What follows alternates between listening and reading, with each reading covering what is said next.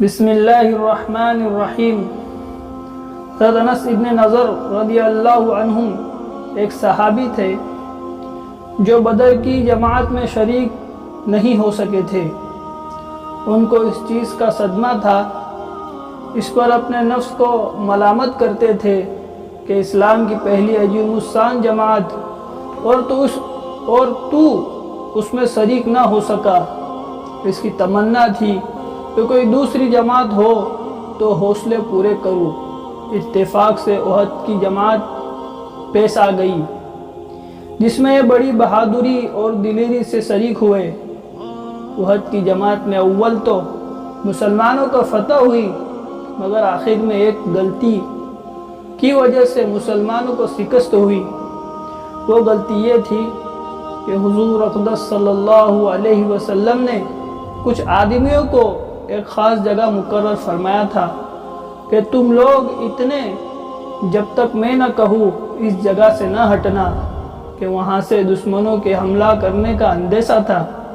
جب مسلمانوں کو شروع میں فتح ہوئی تو کفاروں کو بھاگتا ہوا دیکھ کر یہ لوگ بھی اپنی جگہ سے یہ سمجھ کر ہٹ گئے کہ اب جنگ ختم ہو چکی، اس لیے بھاگتے ہوئے کفاروں کے پیچھا کیا جائے اور غنیمت کا مال حاصل کیا جائے۔ اس جماعت کے سردار نے منع بھی کیا کہ حضور صلی اللہ علیہ وسلم کی ممانعت تھی، تم یہاں سے نہ ہٹو، مگر ان لوگوں نے یہ سمجھ کر کہ حضور صلی اللہ علیہ وسلم کا ارشاد صرف لڑائی کے وقت کے واسطے تھا، وہاں سے ہٹ کر میدان میں پہنچ گئے۔ بھاگتے ہوئے کفاروں نے اس جگہ کو خالی دیکھ کر اس طرف سے آ کر حملہ کر دیا۔ مسلمان بے فکر تھے، اس اچانک بے خبری کے حملے سے مغلوب ہو گئے اور دونوں طرف سے کفاروں کے بیچ آ گئے، جس کی وجہ سے ادھر ادھر پریشان بھاگ رہے تھے۔